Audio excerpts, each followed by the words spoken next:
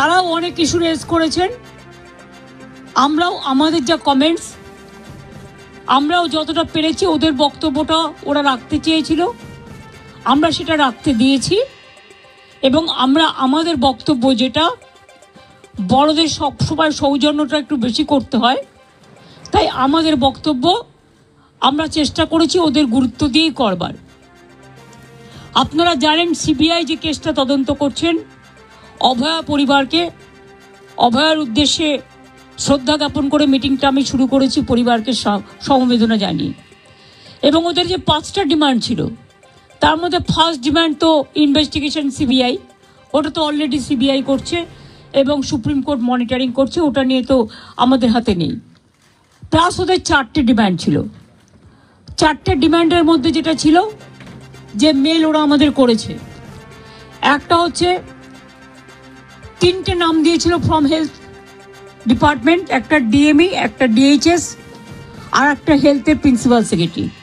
আমরা ওদের বোঝালাম যে একসাথে যদি পুরো ঘরটা খালি করে দেওয়া যায় তাহলে অ্যাডমিনিস্ট্রেশনটা চলবে কি করে।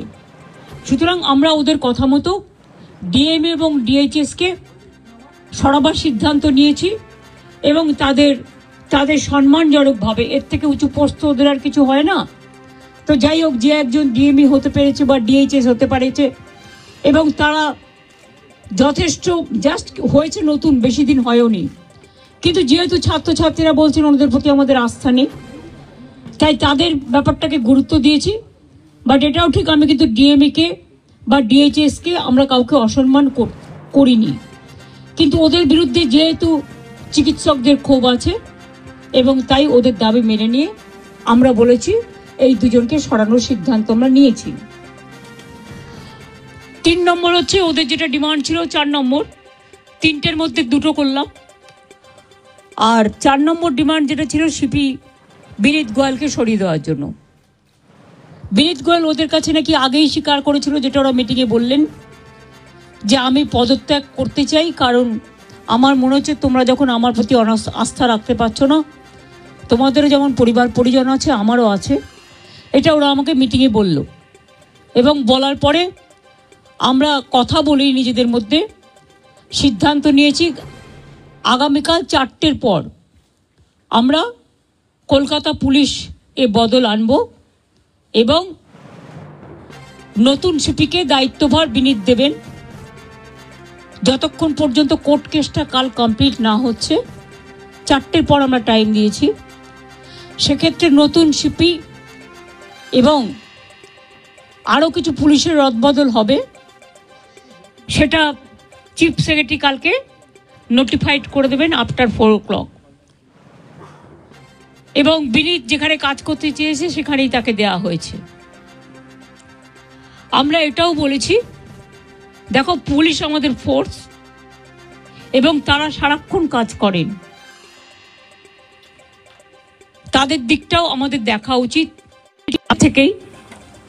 যেহেতু ওই দিন সিপি পৌঁছবার আগে নর্থের ডিসি পৌঁছেছিলেন আগে, এবং 14 তারিখে ঘটনাটা ঘটেছিল এবং ওরা অভিযোগ করেছিল, যার জন্য নর্থের ডিসিকেও সরিয়ে দেওয়ার সিদ্ধান্ত হয়েছে।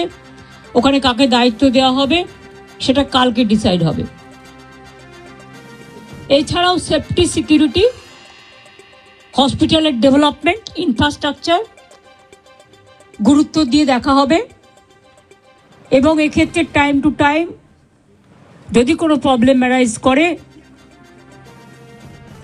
চিফ সেক্রেটারির আন্ডারে একটি কমিটি বানিয়ে দেওয়া হয়েছে, যেখানে চিফ সেক্রেটারি নিজে দায়িত্ব নিয়ে ওরা যদি কথা বলতে চায়, chief secretary, home secretary, DG CP থাকবেন, তারা তাদের বক্তব্য জানাতেই পারেন।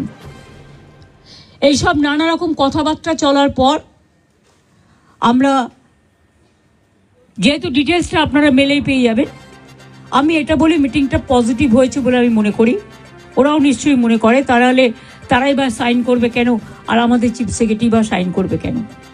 আমরা বরঞ্চ ওদের দাবি একটু বেশি মেনেছি, তার কারণ ওরা ছোট বলে। এবং আমি লাস্ট যেটা বলেছি, যে তোমাদের কাছে আমার আবেদন থাকবে যে তোমরা আমি জানি তোমরা বলবে আমরা ফিরে গিয়ে জীবিতে আলোচনা করব, সেটা হতেই পারে। তোমাদের মধ্যে অনেকগুলো গ্রুপ আছে, অনেকগুলো মেডিকেল কলেজ আছে, হসপিটাল আছে, ঠিক আছে, তোমরা ফিরে গিয়ে আলোচনা করো। কিন্তু যেটা এখানে মিনিটে সাইন করেছি আমরা দুপক্ষ, এরপর তোমরা কাজে যোগদান করো মানুষের স্বার্থে। চারিদিকে বন্যা হচ্ছে, আমার কাছে খবর আছে হুগলিতে খানাকুলে 35 জন মানুষ ট্র্যাপড হয়ে আছে। তাদের আগে বেরোতে বলা হয়েছিল, তারা বেরোতে পারেনি, কিন্তু জল হঠাৎ করে ছেড়ে দিয়েছে ডিবিসি, পাঞ্চেত এবং তেনুঘাট।